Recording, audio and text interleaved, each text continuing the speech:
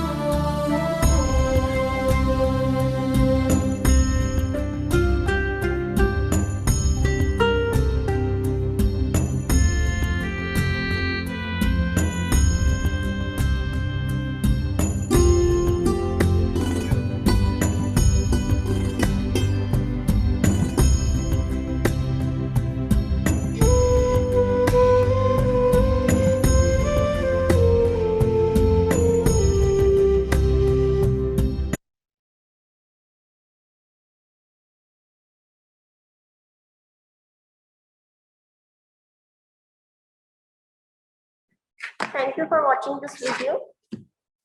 Now, I would like to explain some functioning of our CIBIT Innovation Cell. Center for Innovation and Biodesign is the platform funded by ICMR and situated in PGMR, Chandigarh. It promotes innovation in medical devices and instruments by creating a conductive ecosystem with the involvement of multiple primary institutes with the following sub-goals: devising ingenious technologies, instruments, and devices for affordable healthcare,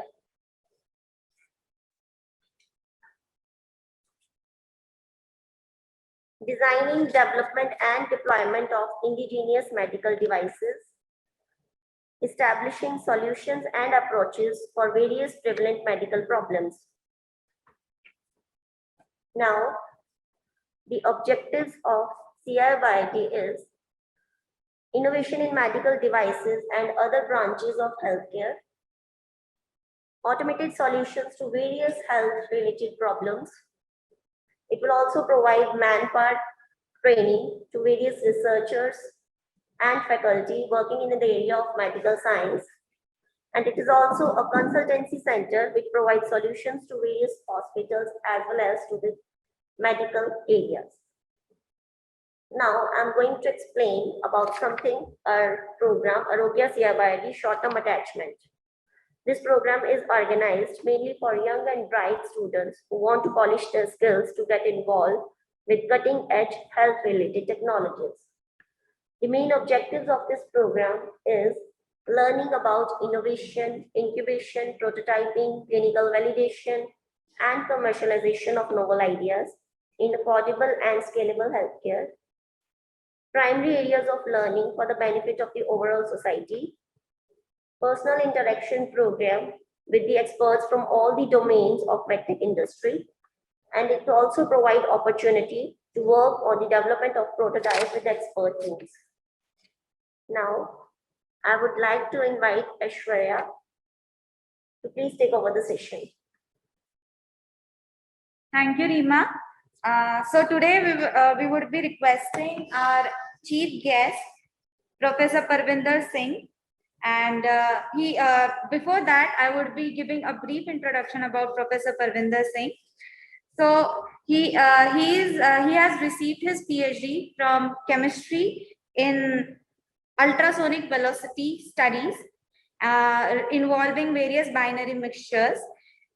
Togetherly, he has approximately 33 years of experience, which includes all the fellowship which he has received up till now, that is NE Asia Fellowship in Australia, UT Merit Scholarship for BSc, and various awards which includes Chandigarh Ratans, Sahitya Council, BKS Trust, AICP.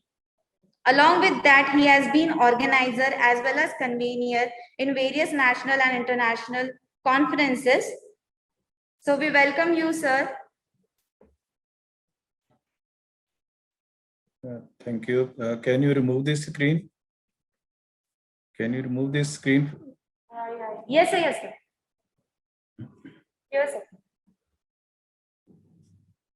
So I am thankful to all the organizers, CBOID, Arogya CBOID, and our HOD, Dr. Simajit, Reema, our registrar, I can see, Mr. Satyal. Can you hear me? All of you are able to hear me? Yes, sir.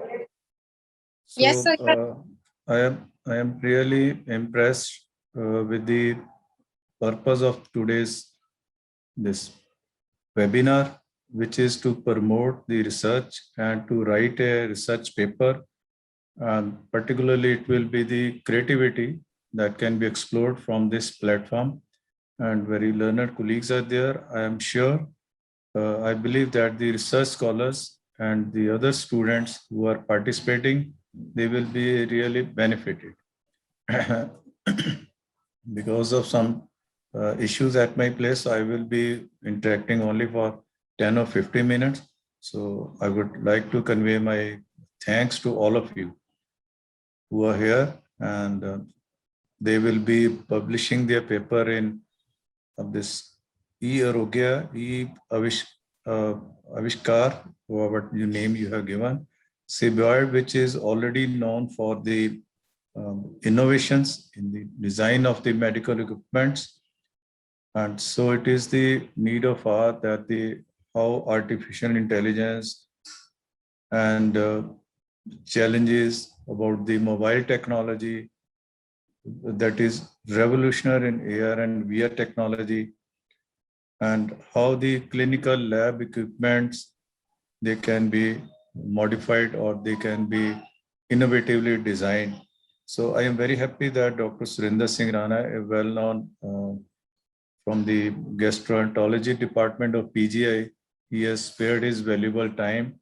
So with this, I think Symbioid, who is taking keen interest in the recent developments, particularly the pandemic disaster which is going on, I think it should be on the fast track, that the instruments or the equipments which are to be planned, so they must be applied immediately so that the direct benefit can be given to the patients or the sufferer.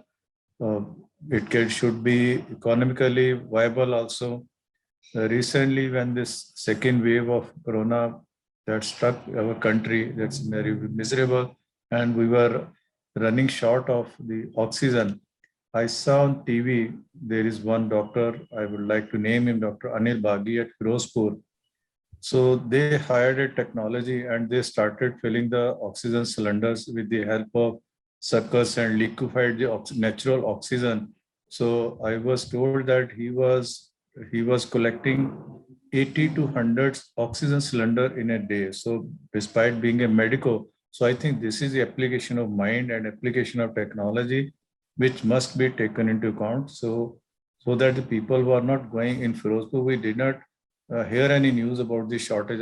His son is also medical, so they are having their own nursing home.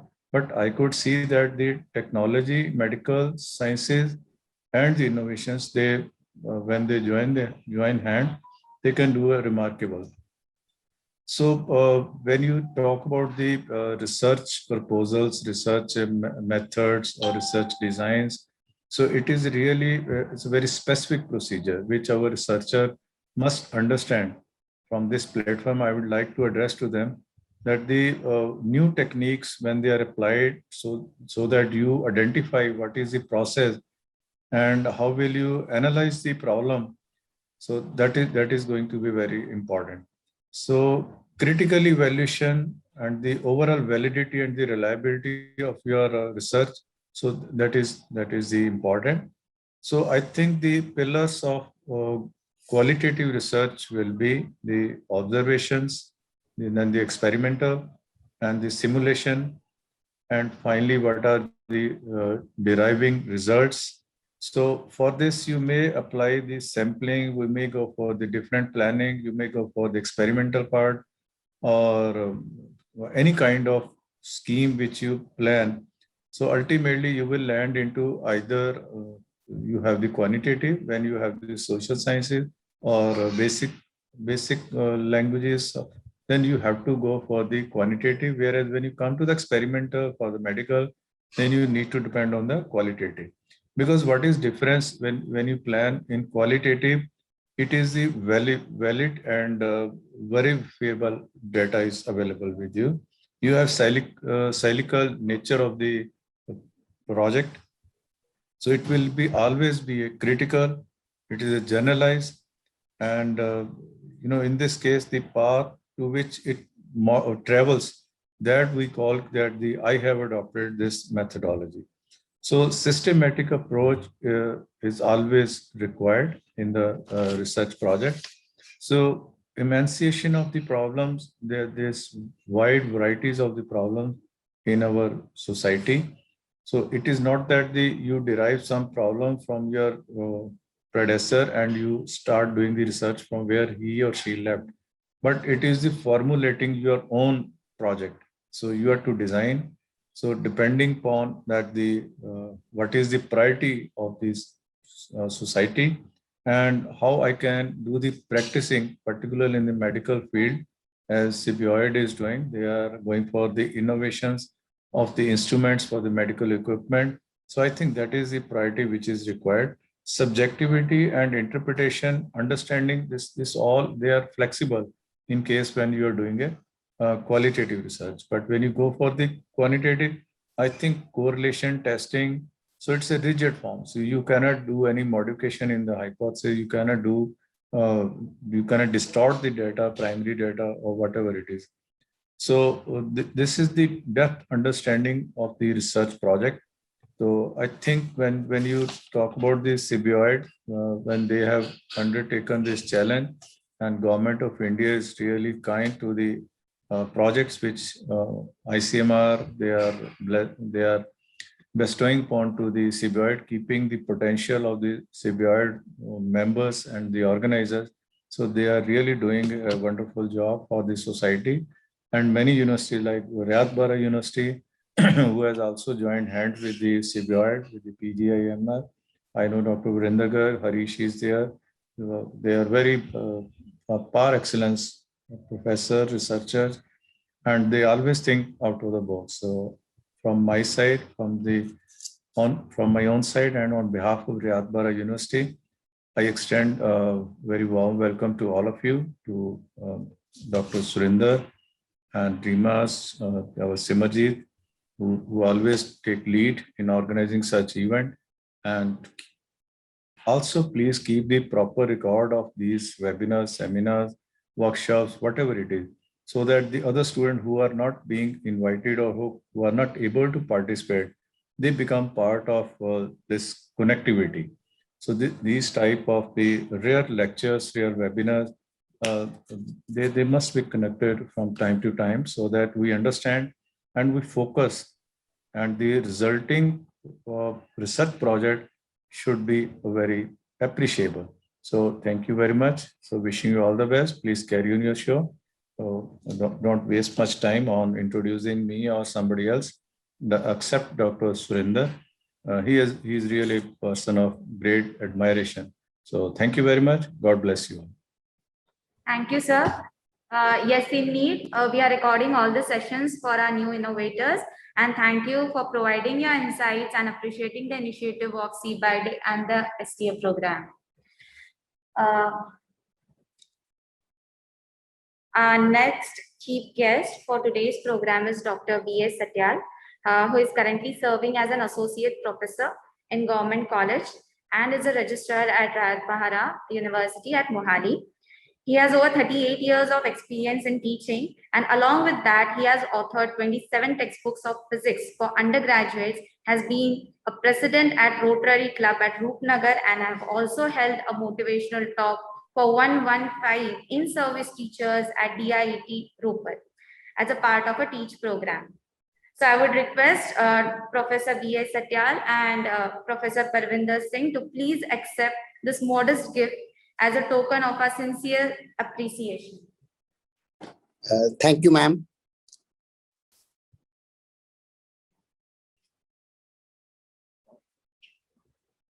So we would be waiting for your presidential remarks at the end of the session regarding the topic. Thank you, sir.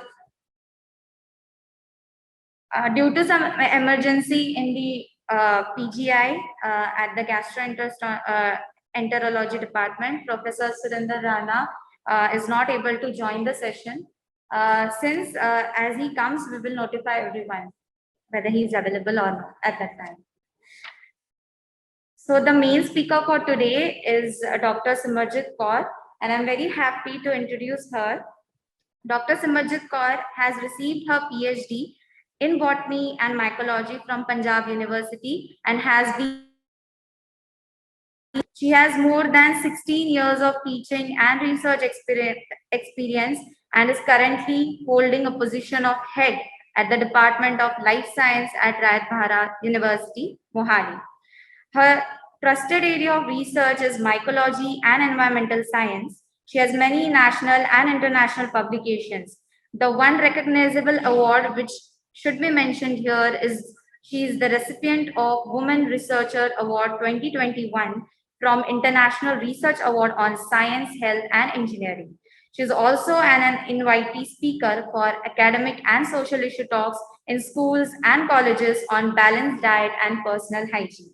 We welcome you, ma'am.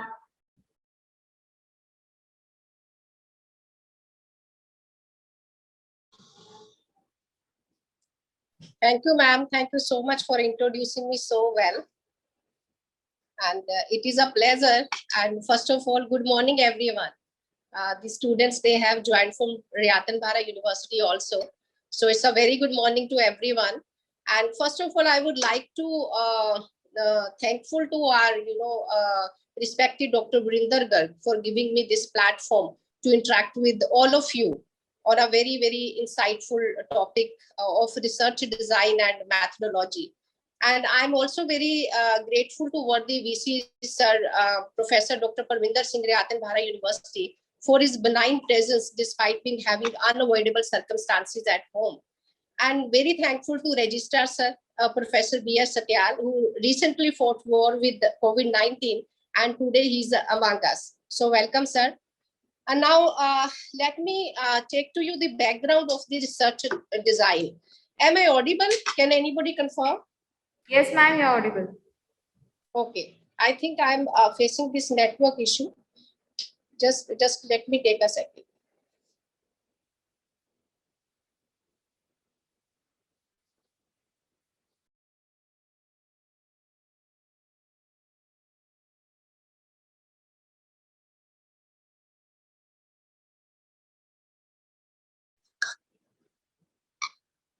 Is this screen is visible to everyone?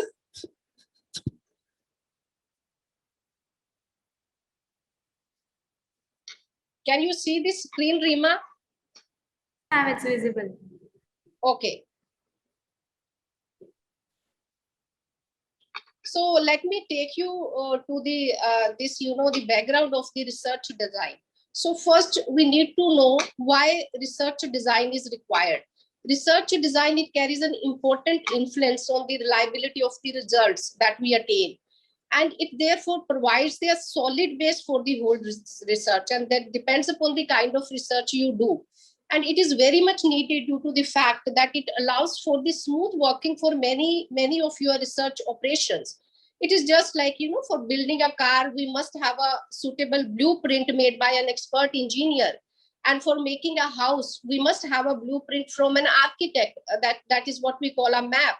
So likewise, when we require a suitable research design or plan just before the data collection and the analysis of the research project. So research designing is very much essential part and important part of the research process. But this planning of, designing this research design, it must be carried out very, very carefully, as even a small mistake might mess up with the purpose of your entire project. And the research design, it helps the investigator to organize his ideas, which helps to recognize and fix his faults, if any, But nowadays, the researcher, they are the kind of research they are doing, that is just a Googling. They are not very much into preparing such kind of the research designs. They just Google the things. So internet is everything for them. Internet is having the answers for all the problems. But when it comes to the research, we actually need to do the research. So I say Google is not a synonym for research. It is just you have collected the information, and by picking the data from different sites, and you have created one document, and you say, okay, I'm done with my research work. So that is not the research. So let's see, what is the research? Research means to search again. But to search again, you need to look at the things in a different way, in an alternate ways. You need to challenge the assumptions. You need to challenge the work of the earlier researchers, right? So research is seeing what everybody else has seen and thinking what nobody else has thought. So you need to carry that forethought. You need to be to carry that vision. You need to be very creative. So that thinking must be there. Only then you would be able to find out the gap in the research, and accordingly you can create and you can prepare your research plan. So research is a systematic approach for obtaining and confirming new and reliable knowledge. Purpose is the new knowledge, right? So you might be working on a same problem, same statement, same hypothesis. But yes, if you are having a different research design, you are using a different kind of the methodology, you are using a different kind of the statistical analysis, purpose could be different. You may come out with a different kind of the conclusions, with the interpretations. but that purpose must be the new knowledge while you carry out the research work. And that purpose must be reliable. That knowledge must be reliable. So what research is not? Research is not an accidental discovery, like you are doing some work in the research and something happened during the, the process of the research. So that is not a research, that what we say in science is the serendipity. Serendipity is the sudden discoveries. So yes, throughout the process of the research, you may come across the accidental discoveries, but those are the part of your research work. That is not the research, right? So research is very much is a planned thing, right? And also research is not just a data collection. As I said, the students, they just collect the data and they feel like, oh, I have collected so much of data, I have read a lot of literature. So this is, I have done with my research work. So this data collection, this is just one, I would say, an intermediate step to gain the knowledge. Collecting data is a part of the research process, but that is not the research. And research is not only about reading the published or the unpublished work of the researcher and the scientist, searching the internet, doing Googling about the things. I say this is very important part of the research. But yes, when we are into the area of the science, research means the synthesis and the analysis. Research means to work in the laboratories. Research means to have experimentation. Research means to go out there and to go for some field setting. That is the research. Just reviewing of the literature, that is not the research. So you need to understand what research is. So research is the searching for the explanation of the events, phenomena, relationship, and the causes. Like why, how, when, how these things are occurring. Are there any kind of the interactions among various parameters? So you need to understand all the facts. So this is a very planned and managed process. And to make the information gathered credible, must contribute significantly. So this process is very creative. It is not like only to search at the internet or reading the literature. You need to be very creative while carrying out the research work. And I always say it is circular, like it always lends to more questions. The moment you feel like I'm done with my research work, yes, I'm done with the experimental part, I'm done with my research work, I'm done with my report writing, I have published my research article, I have submitted my dissertation, I have defended myself very successfully, and you will come up with a number of questions. A large number of questions will pop up in your mind, like I could have done like this, I could have included these parameters, I have done statistical analysis in this way. So those are your future recommendations. And postdoc or after when you have finished up your research project, you can carry out research work on those, the future recommendations. Or the other researchers, they can see those future recommendations and can get idea and carry out the research work. So research is a process which is properly planned and properly managed. Now, mostly the students, they ask, what is the, the objective and the significance of the research? Objective of the research is to find out the hidden truth, which is not discovered yet. Research doesn't mean like the findings which are already there, you will keep on finding the same thing. You need to give the different findings with the same problem, with the same statement, and to also gain familiarity with the phenomena or to achieve new insights into it. Like you can go for the exploratory kind of research or formulative research studies, or you can portray accurately the characteristics of a particular individual or a situation or a group. Like you can go for the survey methods, you can go for the descriptive research studies. So this we will be discussing later on. Now, to determine the frequency, like whether you are into a predictive or diagnostic type of research, there you can determine the frequency with which the something is occurring. And you can also find out its association with the something else. So you can check the association among the various parameters, and then you can assess your results. And this could be hypothesis testing research studies, where you need to test a hypothesis of a causal relationship between the variables. So these are the objectives of the research work. Now let's come to the significance of the research. Like once you are into this research field, you are doing some kind of research, you are you have picked up one area. So what you are going to learn, what is the significance of the research? Significance of the research that it actually inculcates scientific and inductive thinking.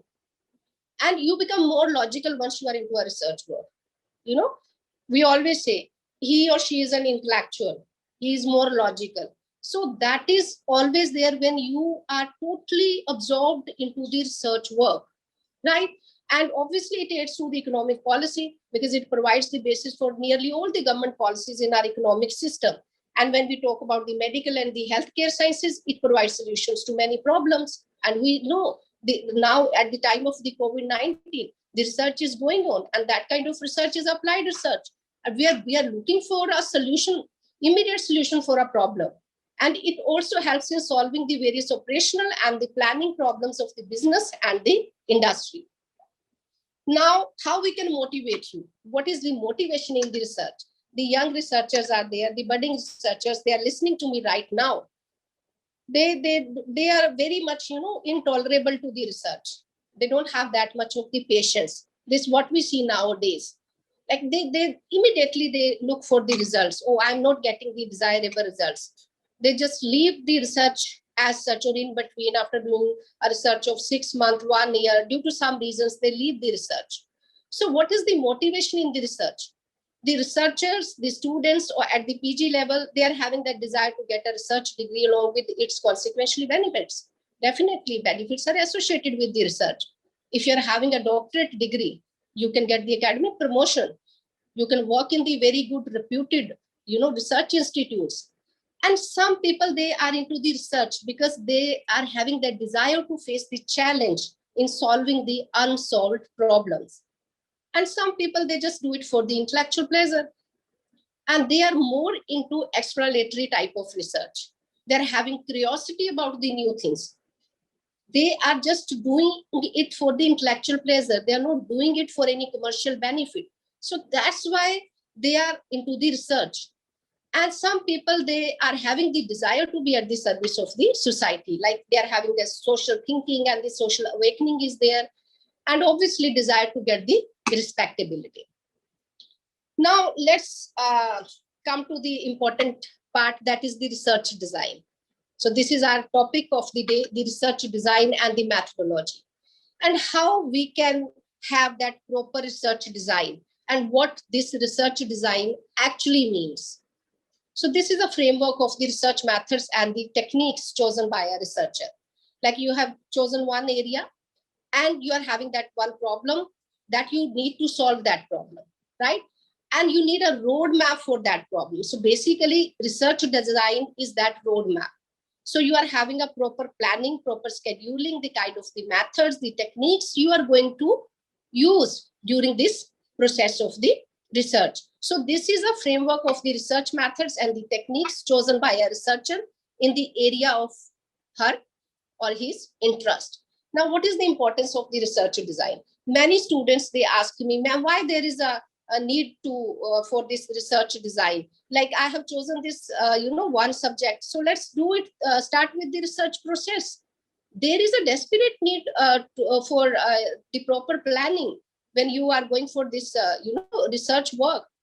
So let's see what is the importance of the research design. Because if you have prepared and planned, if you have scheduled your research work in a very well-mannered way, it is planned and managed, it may result in preferred kind of study with helpful conclusion that you are looking for. Like it may come up with a very, productive outcomes. And all it will allow you to get the optimum efficiency and the reliability. So the efficiency, reliability, validity of the data must be there when you are having a proper research design.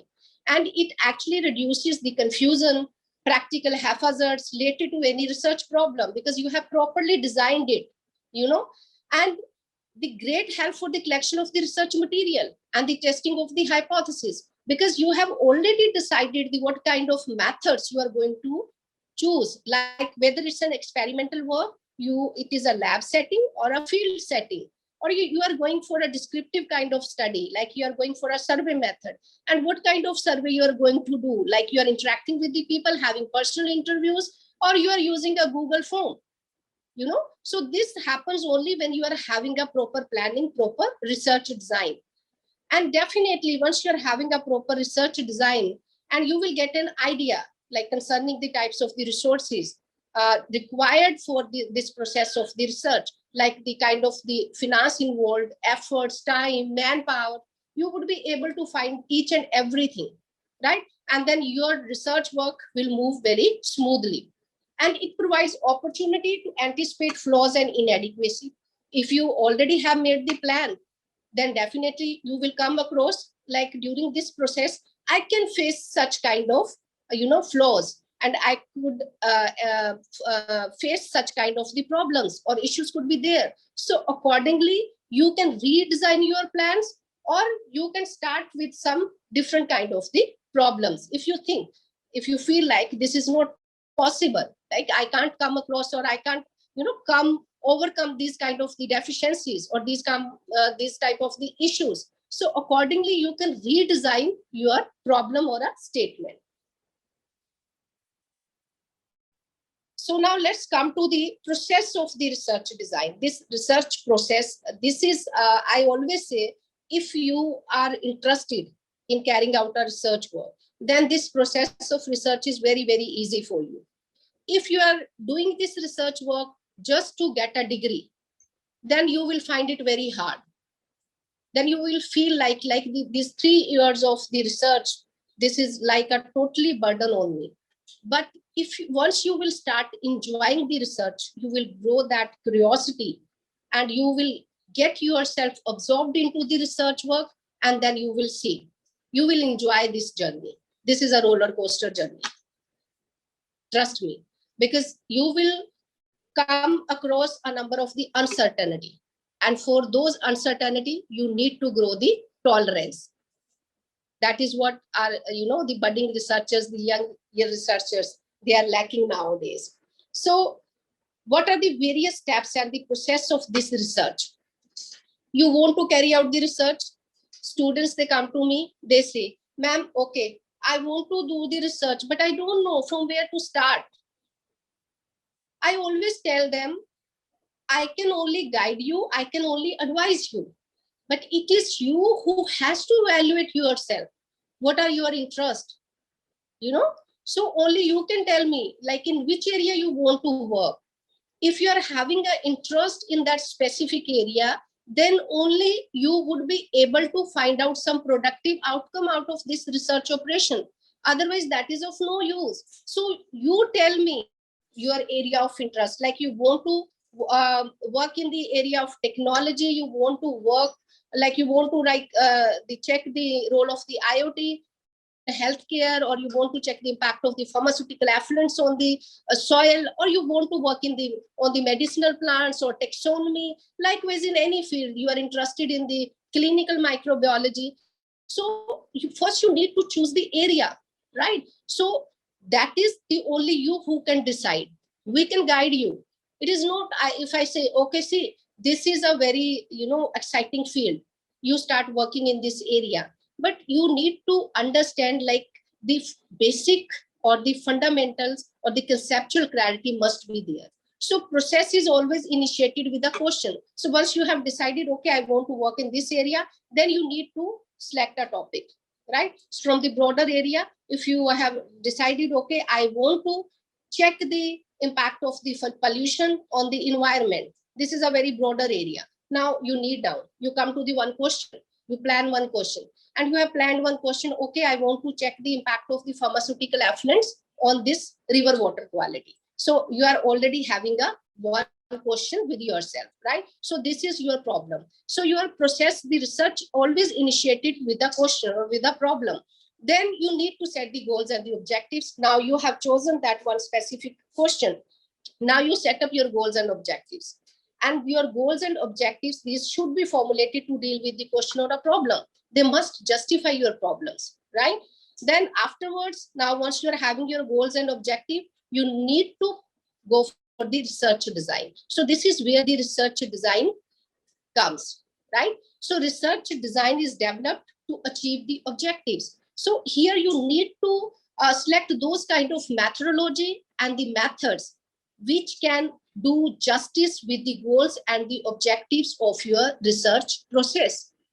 And once we are done with the research design, we are having data with us.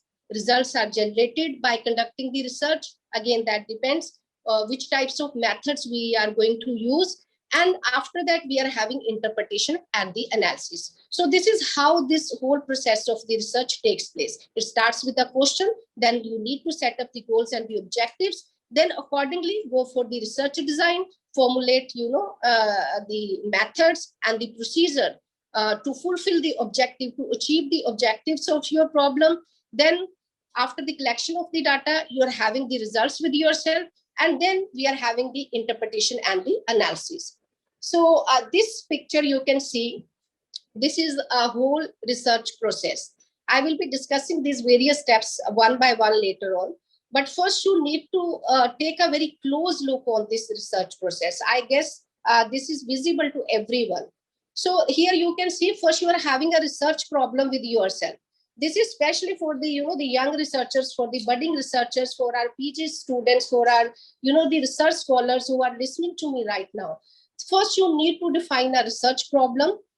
Then afterwards, you need to study the review of the literature. And why the study of the review of literature is important, that I will be discussing afterwards. And after the review of the literature, you will formulate the hypothesis. Because during the review of the literature, you will come across the deficiencies, the weaknesses, and the strong points of the research work of the earlier researchers. And accordingly, you can formulate the hypothesis, right? And I will also be discussing why there is a need to convert the problem into the hypothesis. Why can't we directly, research the problem or the statement? Why there is a need to convert it into the hypothesis? Once we are having a hypothesis, then definitely we will go for the research design, including the sample design. Like you want to work on that specific area, you need to choose that one area. Like you have decided to work on the impact of the pharmaceutical effluents on the river water quality. So all over India or world, you can't, go for the research work. So you need to pick one, the representative samples where you want to check the impact of the pharmaceutical effluents on the river water quality in the district Baddi, right? So in the Baddi area, because Baddi area, that is in the HP, that is very dominated by the pharmaceutical industries. So if you pick up that area for your research work, so you are picking a representative sample. And during your research work, you always need to pick a very, representative sample, so that the outcomes of your results, those could be generalized to the society. Those could be implemented everywhere. So research design, you need to prepare in that way. And afterward, collection of data is there. That is up to you. That depends, like during research design, what you have planned, what kind of the procedures and the methods you are going to adopt. Again, whether laboratory experiments, field setting, or survey methods. So finally, we are having the data with us. Then analysis of the data is there. Then interpretation and the report. Now you see, at any stage, if you feel like you are not getting the desirable results, you need to get back to the previous step and to find out. This again, we will be discussing in detail later on. So now let's come to the next part, that is the creativity in the research process. Professor Dr. Parvinder Singh has also mentioned, like for a proper, or I would say a good research design, creativity must be there. I always say, like logics we can teach, but the art we can't. So once you are into a research is not only about logics, so you need to carry that zeal, that interest, that imagination. You need to be very initiative. You need to have that intuition and the curiosity once you are into a research work. If you are growing curiosity, why, when, how, and you are noting down all the points and want to find the answers to all the questions, that means you are on the way to a very creative process. So research includes far more than mere logics. It is not always about logics. Logics are there. Once you are into a research, you are more logical, but you need to be very creative at the same time. Now, how we can foster this creativity? The best way is, like, you need to gather the information. Previously developed knowledge is there. You read the literature and you get the new ideas. You can look at the things in alternate ways. Somebody has studied the 4 or 5 parameters, you can consider 4 or 5 parameters more. Somebody has only, checked the correlation among 3 or 4 parameters, and you are including 10 parameters in your study. So on the same set of the problem, you can come up with a different kind of the conclusion. So you need to look at the things in an alternate way. You need to challenge the assumptions of the previous researchers, right? So you can challenge their assumptions. You can see the patterns, like the kind of the correlation among various parameters. You can check those, the patterns, the relationships.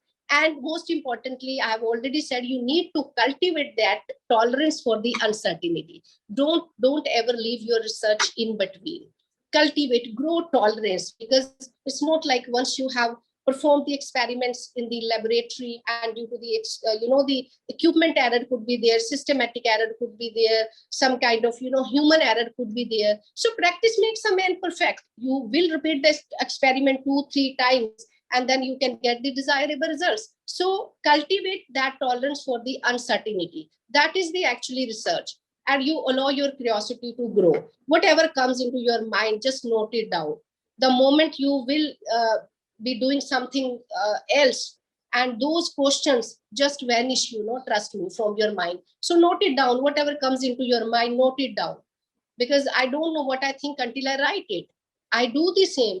I put those questions on the whiteboard. I note it down in my diary, so that later on I can work upon those questions and I can find the solutions.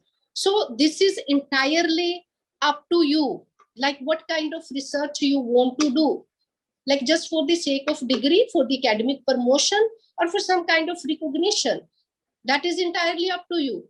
And your creativity is the something that will give you an outstanding research. Now you decide, you want a satisfactory kind of research or outstanding research. If you want outstanding research, then definitely you need to be more creative. You need to carry critical analysis. You need to carry critical thinking. So this is how you can you can bring the creativity in the research.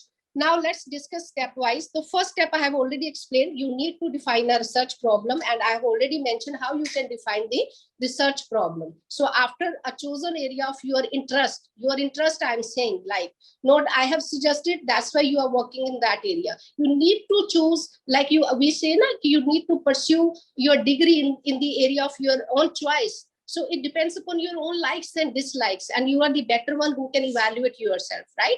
So you, in your chosen area, you define your research problem, then go for the literature survey. Now the students say, why there is a need to study so much of the, the research articles? So basically, what is literature? This is documentation of, or we can say, a comprehensive review of the published work, scientific work. Even unpublished work is also there. So this is a secondary kind of data. So once you will review the literature or study the literature, you will come to know what kind of, the investigations are already being done, and those that need further investigation. And accordingly, you can design your, problem.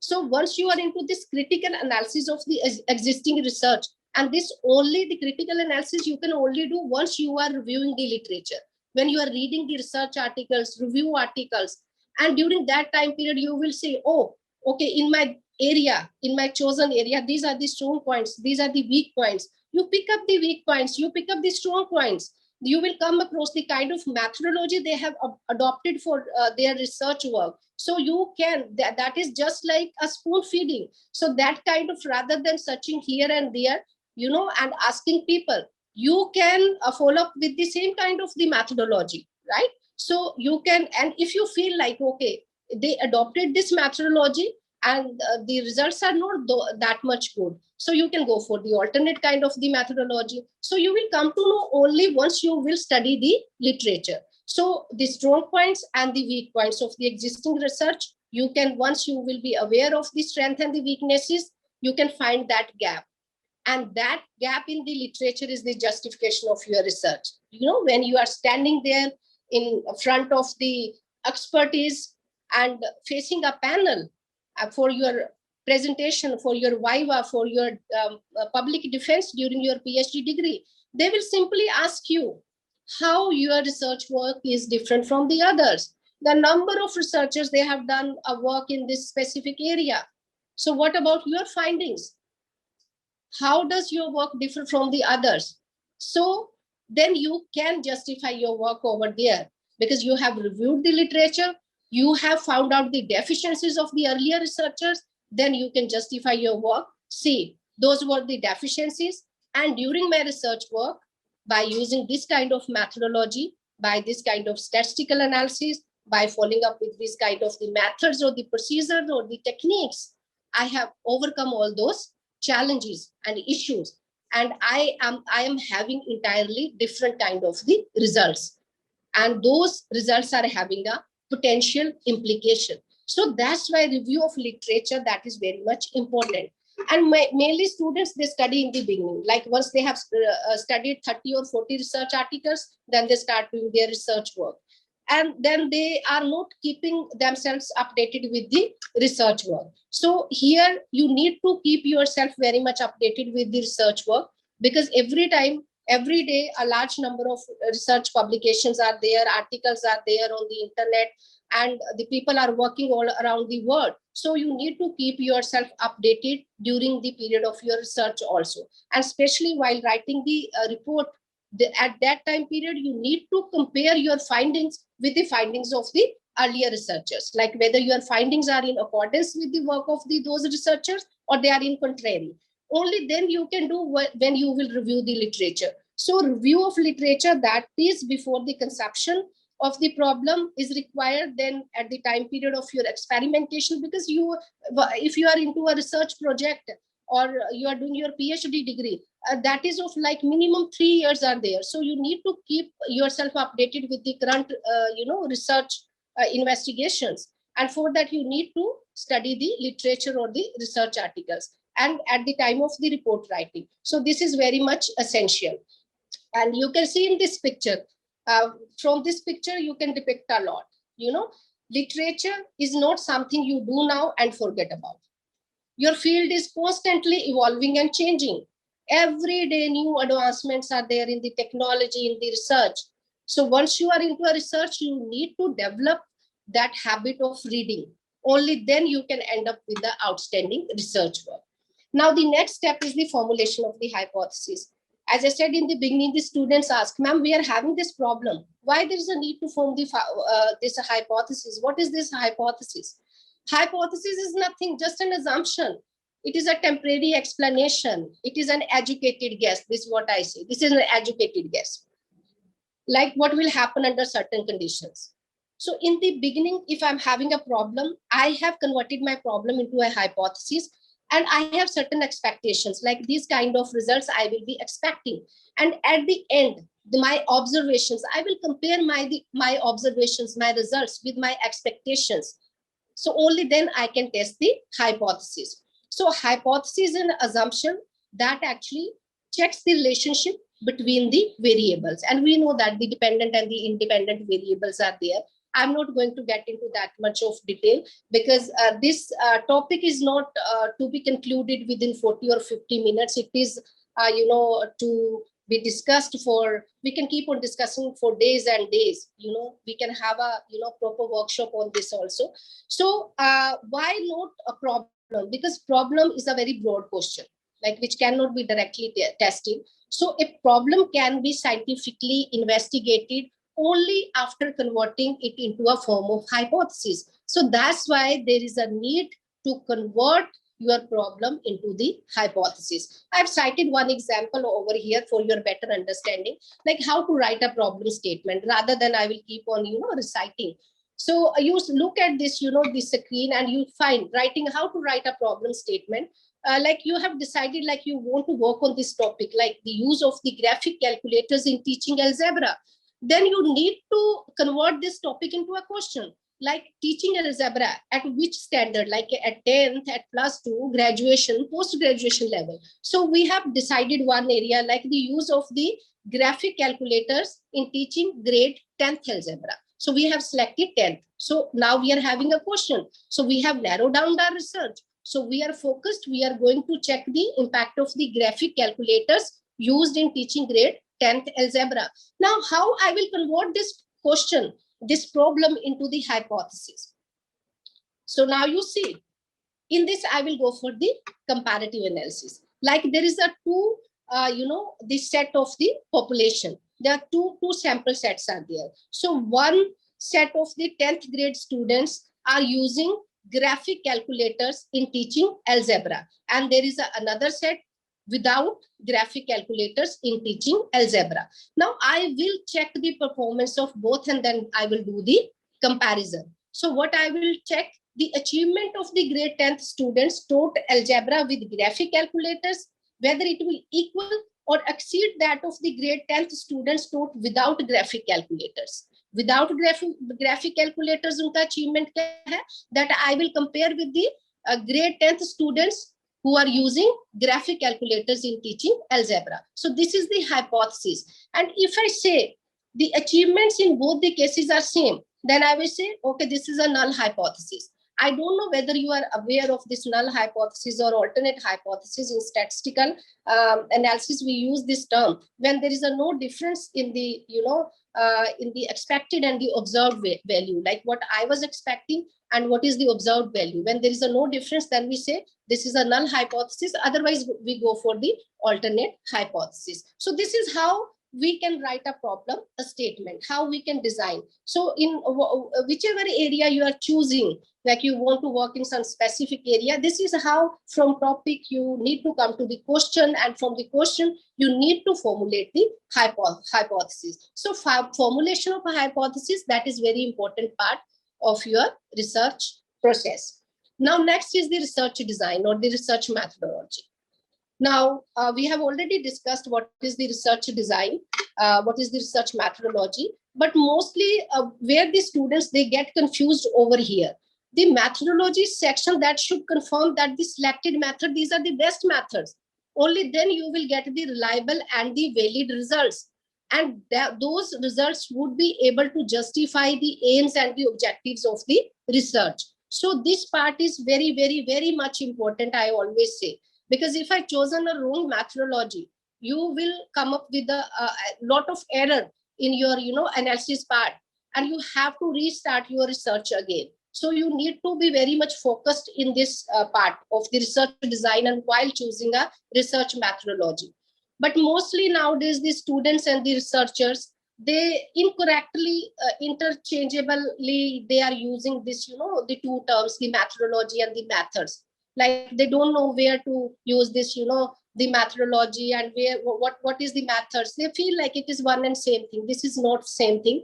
In simple words, if I say, finding a solution to a problem, that is the main target of the research method. Like if you want to check the, let me put it in this way, if you want to estimate the dissolved oxygen of the water and you are using Winkler method, so that is the method. Like in the research method, you are using regression analysis, then mathematical analysis is there, operation research, surveys, data gathering. These are the methods. What kind of methods, like you are using, performing any experiment, any technique you are using, or you are doing a survey, that is methods. And what is the methodology? Methodology is actually the employment of adopting the correct procedure to reach out the answers. So that is a procedure, right? Correct procedure. So methodology is something different and methods are something different. Method is all about the technique, right? And methodology is a process. So during methodology, how did the researcher reach to decide how to collect it, how they can collect the data and how they can analyze the data, right? So next we come to the data collection part, that is the types of the research methods. So once you have selected this research design and research methodology, the next step is to find out how to select the, the research method, like which kind of research method is suitable for your chosen area, for your current research work. So different types of research work is there. So you need to understand the, the meaning of this type of research work. I have seen the students, the researchers, they are done with their research work, they are PhD. And when we ask them, okay, what is the analytical research? What is the descriptive research? During your findings, what kind of methodology you adopted, whether you were into descriptive research or predictive research, they are not aware of such kind of terms. So this is for those budding researchers, the descriptive research, analytical research, exploratory, and the predictive research. What is this descriptive research? Like it includes fact findings, like what, why, when, how, and all such kind of questions are there. So this descriptive research, this is more like a survey. And during this research, we don't have any control over the variables. We only report what is happening or what has happened. So during our survey, whether you have adopted the method of the interview method or you have used the questionnaire or Google form, so likewise you can decide, like this is a descriptive study and you don't have control over the variables, and you will project as such your research findings. Just a second.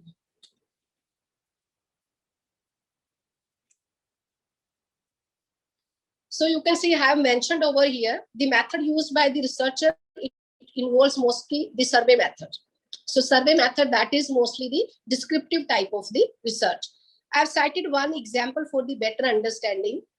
Like if a researcher wishes to conduct a study to check the impact of the socio-economic status on the performance of the professor on the universities. Like here, he's checking the impact of the socio-economic status on the performance of the professors. So he converted this problem into the hypothesis. So he wants to see, is there any kind of the correlation there? So what he is doing, he uses questionnaire as an instrument to gather the information and requests the subjects of the study to answer this. So participants, they answers the questions, and after the analysis of the responses, he can very easily find out whether higher the socio-economic status, that results into the the higher kind of the activities, or higher lower economic status, that is related with the lower type of the performance of the professors in the university. Just a second, I think I'm facing these network issues. Nowadays, we all are into this, this digital platform, but sometimes I feel like these are the things, even these are the variables we are not having control over. So we try at our level best, but still you see. Rima, can you make me the host? I'm not able to share my screen now because I have joined it again. Okay, ma'am. Kindly do the needful. Thank you. So sometimes we all feel very, very much technologically challenged, though we are not, but still, network issues are there. We are planning to launch 5G in India, but you can see even 4G is not working properly. So can you see this slide if anybody can confirm it? Rima, is it visible? Yes, ma'am. Okay, thank you very much. So this was the example of the descriptive study, and this is how you can plan it. Now let's come to the analytical part. Analytical means you are already having a data with yourself. So secondary data is already with you, and the researcher that is just using the facts and the information that is readily available to them, and then they are analyzing that data and making a critical evaluation of the context. So analytical research, that means the analysis of the already available data. I have cited the example over here, like how you can differentiate between the descriptive and the analytic type of research. You see it over here in the descriptive rate. You are just, studying what is the absentee rate amongst a particular group of the workers. That is a descriptive type of research.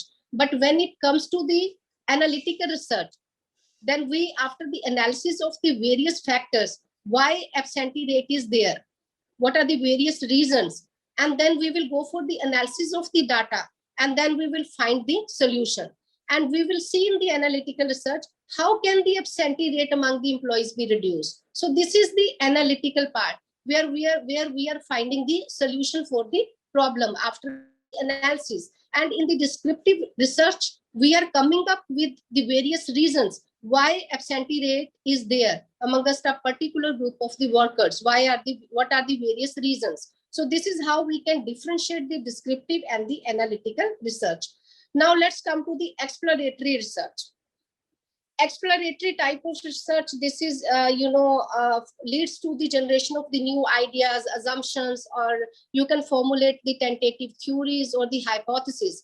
but conclusions cannot be drawn, even though it provides a direction for the future research and the techniques. So once you are into an exploratory type of research, you will get the preliminary information, right? And that preliminary information will help to define a problem, and accordingly you can suggest a hypothesis, right? This is more like exploration of the, the facts and the figures. So I have cited few examples, like in the exploratory research, you can see what was happening on the translation scene in 18th century France. During 18th century, what was happening? So you are into the 18th century. Now, then you will study I wonder how professional translators actually work today, like in the 21st century. So you are just exploring the information, gaining the information. And once you are done with your exploration part, then you can formulate the hypothesis, because you will be getting the ideas, like how I can formulate a hypothesis, how I can formulate a statement on which problem or a statement I want to work. So that is an exploration type of the research. And exploratory research, when you are into this type of research, you can't say like you have reached at some certain or specific kind of the conclusions, right? You will just get the ideas, and on those ideas you can plan further hypothesis. Now let's come to the predictive research. What is this predictive research? It is, I would say, it is a forecast, like it is prediction about the future, to predict something about the performance of some college or organization. So this is the frequency with which something occurs, or its association with this something else. So during this predictive research, statistical tools we use most commonly: regression, linear regression, and logistic regression. These are the tools we use for the analysis. And mostly this is used in the business, marketing, clinical setting, and the government agency.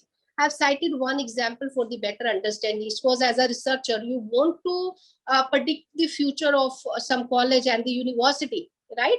And for those predictive type of research, you will be collecting the data from the college, like you will collect the high school data, the grades, average grade of the students, other extracurricular activities, courses being taught at the college, and likewise the other placement data, then the laboratory conditions, infrastructure. So you will be considering each and every point. So you will be collecting the data, then you will be analyzing it by using some statistical tool, and accordingly you can predict like about the success of that college, and accordingly you can pursue your higher education over there. So prediction is all about like this is the forecast about any institute, about any organization. So that is the predictive or diagnostic type of the research. Everybody has heard about the qualitative and the quantitative type of the research. This type of the research, it comes under the category of the process. So a qualitative research, as the name indicates, we know this is mostly in the form of the words, pictures of the objects, all. This is most commonly used in the behavior sciences, right? So this research is designed with the qualitative phenomena, and it involves the quality or a kind. That's it. We are not having numbers, statistics in this kind of the research. So data is only in the form of the words, pictures, and the objects. And it is only used, and most commonly it is used in the behavior sciences. So I have mentioned the different types of the qualitative research, like historical studies, case studies, then ground theory studies, and action research studies, ethnographic studies. These are all the qualitative type of the research. Then in the quantitative research, we know the data that is mostly in the form of numbers and the statistics. As the data is obtained during the experimentations in the laboratory or during the survey method, if it is in the form of a number or it is in the form of a statistics, that simply means this data is more efficient and more reliable. And this data is able to test the hypothesis. So this is the quantitative type of the research, like survey research, correlation research, casual cooperative research is there. Then we are having this experimental research. All these type of research are the quantitative types of the research. I think we are running short in time, so I'm just speeding up the process. Now, the different types of the research which comes under the category of the outcome, like what is the outcome of the research? So that is a fundamental and the pure research, and then we are having this applied research. So what is this fundamental research or the pure research? The fundamental or the pure research, that is done for the intellectual pleasure.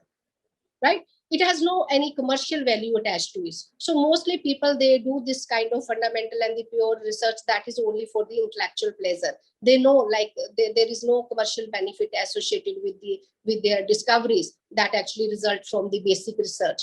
And when it comes to the applied research, this is action research. Applied research means we also say this is action research. So it aims at finding a solution for immediate problem facing in the society. So right now at the time of this COVID-19, the kind of research is going out, that is applied research. Like we are all the scientists, the researchers, they are trying to find out the solution. They are coming up with the vaccines for this COVID-19. That is applied kind of research. So main goal of this applied scientist is to improve the human condition. For example, treat or cure a specific disease. So right now, what we are doing applied type of research. Now let's come to the next step, that is the research data analysis. So once, as per your area of interest and as per your research design, you have decided what kind of the approach you want to adopt, like whether you want to go for analytical type of research or you want to go for descriptive, qualitative, quantitative. So once you have decided, then you have collected the data. Once you are having data with yourself, now the next part is the analysis of the data. And the data analysis is a process of inspecting, rearranging the data, and to transforming the data to extract the useful information from it, right? But at this stage, to maintain the integrity of the data, that is very much crucial. Many researchers, even the budding researchers, they are like, we didn't get those desirable results. So this I was expecting during the formulation of the hypothesis, but my results are not within that range. So what they do, either they go for the misrepresentation of the data, or they go for the selective reporting, like the data which they feel like, okay, this is okay, and they omit the other data if negative results are there. So they are not maintaining the integrity of the data. And sometimes I say, there was no mice, there were no injection, and still you are having a data. That means there was no experimentation was carried out, or you didn't find any results, and still you are having data with yourself. That means you have falsified the data.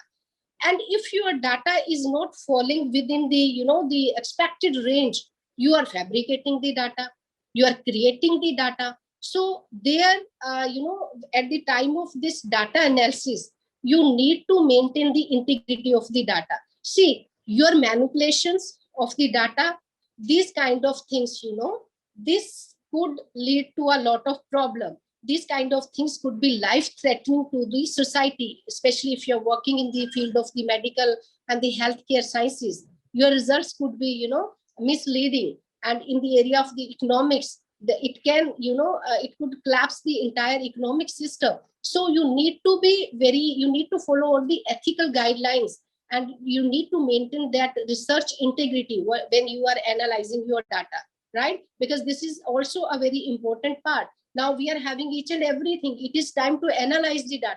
Now research data process, why we are, arranging or reducing this data? Because once we arrange this data, the large chunk of the data, it can be, converted into a smaller fragments. So first we need to organize the data. Like that again depends, like if you are very much interested in presenting your data in a tabular form, in the form of the numbers, then you can go for that tabular form of the data. Okay, you can prepare the tables. And if you want to go for the comparative analysis of the various parameters, then it is advisable to prepare the graphs or the histogram, and you can further go for the statistical analysis. You can put up the bar graph. So likewise, it helps in finding the patterns and the theme in the data for the identification and the linking. Then last is the data analysis. Again, that is up to you. Like that depends upon your sample size, what kind of statistical analysis you want to do. You want to apply t-test, f-test, chi-square test. You are doing a regression analysis, or you are going for the correlation, or one-way ANOVA, two-way ANOVA. So that is entirely up to you, like how you want to analyze your data. And this analysis part, this is also part of the research design. So this you have already decided, like this is my sample size and these kind of statistical analysis that I'm going to do. Now let's come to the last part, that is the interpretation and the report writing. So once you have analyzed the data, interpretations are very much easy. Now you can easily interpret the data. If it is in a tabular form, you can see like the highest value, lowest value, and if it is about the comparative analysis from the histogram, you can clearly see, and you can write down your, the interpretation, your results. Now, writing part of the research is like not like a military operation. I have written over here because it takes discipline, foresight, research, strategy, and if it done right, ends in a total victory. Then you say, okay, this is a victory for me. I have done my research work, and now the written part is there, but writing part, that is also a very crucial part. So this is like I always give this example, like you have baked a cake, right? So you have used the right ingredients and baked it at a very right time, and now you are having this cake with yourself. Now it is all about the presentation, so that also matters a lot. So this is how you are going to present your data. So report writing, that is very much important. And to write this, the report of your results as per the ethical guidelines without any manipulation, that is always recommended. Many of the young researchers or the budding researchers, they feel like, okay, if I have copy pasted it from the internet, or I have stolen the work of the other researchers, I'm just, comparing my results with the work of the another researchers, and I'm not doing that, the proper citation. That leads to the plagiarism, and that needs to be avoided while we are doing this report writing, right? So you need to follow all the ethical guidelines. Only then you can come up with the outstanding research work. So final interpretation of the results and write your report effectively as per your analysis. You need to follow all the ethical guidelines without any kind of the manipulation, because at any stage, there are the number of the examples where after 20 years, the analyst, they were able to, find out some kind of the discrepancies were there. A plagiarism was, observed, and there was the retraction of the academic position, retraction of the research articles, review articles, and it can ruin your, academic position. So it is not a matter of like today you have stolen the work and you are more into the plagiarism, and then you are presenting the work of the other researchers as your own work, or you are doing some kind of manipulations, like you are fabricating the data. Trust me, the statistical analysts, they can very easily find out like you have fabricated the data. So don't do this thing. If desirable results are not obtained, I always say you go back to the previous steps, right? I have already shown that diagrams. Let me take you back over there for just as a reminder. So if you are not getting the desirable results, you just go back to this stage. Like, so after the interpretation, you have come across, okay, desirable results are not there. So you go back, whether you have done the analysis in a proper way. The methods you have used for the statistical analysis, you might have chosen the wrong method. If you feel like, no, I have chosen the right method, then you go to the data collection part, like the methods you adopted for the data collection, whether that is the right method. If not, then change from here. Okay, then you go for some other method for the data collection. If that is okay, then you see you need to design your research in a different way, right? If everything is fine at 4th, 5th, 6th, and 7th stage, then that means something is wrong with your research problem. So here you need to go back to the first step and you need to redefine your problem. So wherever the problem is occurring, whether it is an experimental error, it is a human error, you need to rectify that problem. And you need to redesign your research and to come up with the very valid and the reliable results, right? So go back to the previous steps to identify the problem and rectify the same. So thank you very much. At the end, I would like to say, no research is ever complete.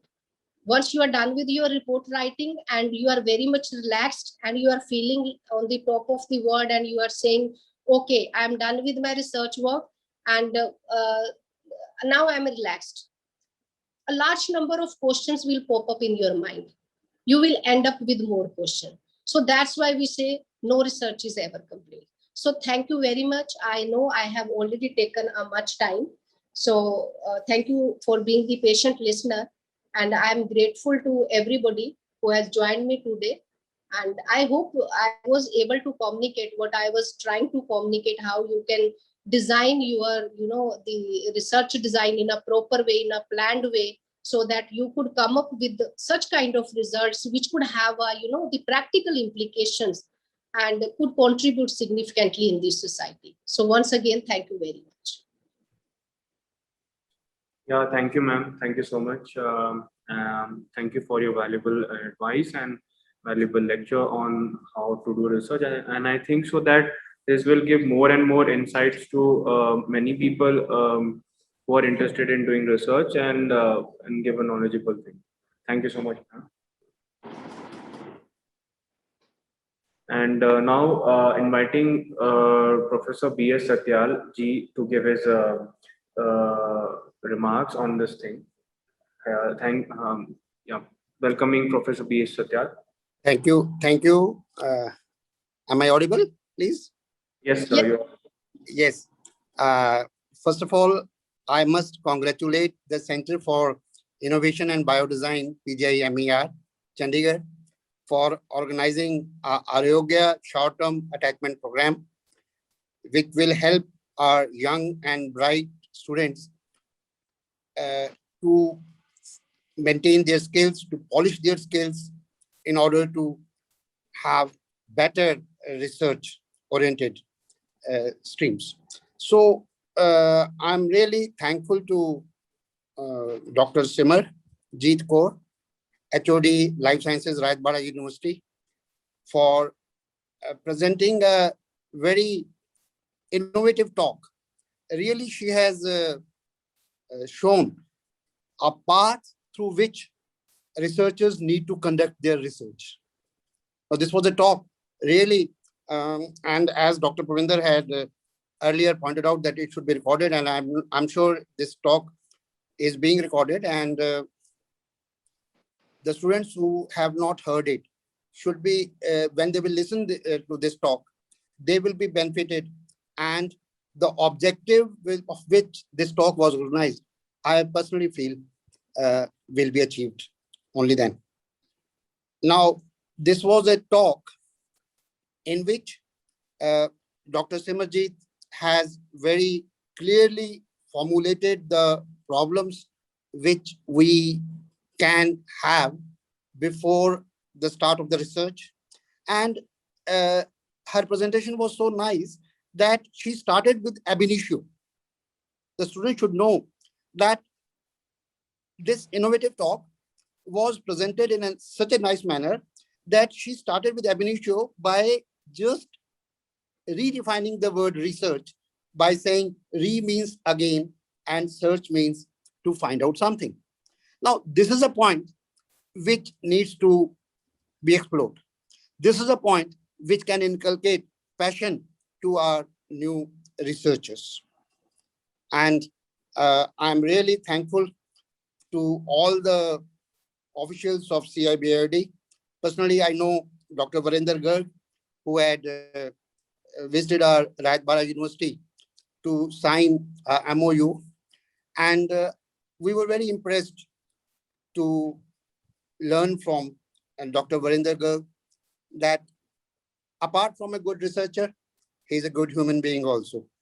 How he presented that, I remember the nano gamsha, which was a need of the hour. That was remarkable. So I really thank each one of you. And coming back to Dr. Simarjeet's talk, I would like to add that research needs passion. If you have a passion, it can be for anything. You have to choose the problem. It can't be that a supervisor has given you the problem or guide has given you the problem. No, it should be the choice of the student who is doing the research. Even in the Sikh history, when the fifth Guru had edited the entire Guru Granth Sahib, just see the last shloka of Guru Arjan Dev. He was asked, what have you written in this Guru Granth Sahib, which contains so many pages? The shloka says, the last shloka, it is in the page 1429 of Guru Granth Sahib, which says that this Guru Granth Sahib contains 3 items: truth, contentment, and research. One should be truthful to ourselves while doing any activity, whether it is a research or something else. Then the second is contentment, the satisfaction. And the third, as Simar pointed out, research. We have to read again and again. If we are not understanding, think over it. Why I'm not understanding it? So this is the major thing which we have to do. And if you are true to yourselves, if you know that what I'm doing is it is the truth, if you know that it is fair to all concerned, if you know that this problem which I'm going to solve will be beneficial to all, and if you are aware that once the problem is solved, once I am successful with this research, will it bring goodwill in the society? Will it bring some necessary changes in the society? So obviously you will love to do research. So today's talk will motivate our new researchers, particularly the students who are in the final years of MSc, MA, or other degree programs. So some of the students have questioned about many questions from Dr. Simar, and I am sure Dr. Simar, you can text those students about, for example, there was a query in the chat box, how good research skills can be. So you have already mentioned in your lecture. You have, Yes, I can just remind. yes, in fact, sir, I would like to intervene over here. When I was going through the chat box and I've seen it, like what are the good research skills? I've already mentioned. You need You to have be already, like critical thinking, critical analysis, and the creativity. These are very good research skills. And beside this, you need a proper research design, planning, scheduling, time management. Everything must be there to have a good research skills. And how you can gain it, like you can interact your mentors with the researchers, you can study the literature, the books, the journals, and internet is there. It is just, everything, just one click. So there you can gain all the research skills. But yes, critical thinking and critical analysis and creativity, these are very, very much required for the good skills. And I must add that one should have patience and perseverance also to Yes. gain more information. Yes. So to play persistence by continuing to pursue and gather more information. Right. So thank you all for today's talk. Thank you very much. Thank you, sir. Thank you very much. And I would like to answer one of the questions. One of the students has questioned, what is the cross-sectional study and the longitudinal study? See, cross-sectional studies, they are observational in nature. I would say they are non-descriptive type of research. So in a cross-sectional study, you collect data from a population at a specific point in time, right? But in a longitudinal study, repeatedly collect the data from the same sample over an extended period of time. So let me put it in this way: a financial analyst is there, and he wants to compare the financial position of two companies at a specific point in a time. So that is a cross-sectional type of study. I hope I was able to communicate what is the cross-sectional study and the longitudinal study. So thank you very much. I am really, really very thankful to all the listeners, especially the students from the Ratan Bhara University and the research scholars. They are actually more into the research work nowadays, and after joining this CBIOD, they are more research oriented and they are coming up with the new ideas. So each and everyone, thank you very much. Over to Rima. Yeah, ma'am. Thank you so much, and thank you so much, sir, for such a great remark. And thank you everyone for joining in this session. And talking about the next session will be happening in the next Saturday on the same time. And before leaving, everyone is requested to fill the feedback form. which is being circulated to every student so that they can give their feedback about the sessions. Thank you so much. Thank you everyone. Bye.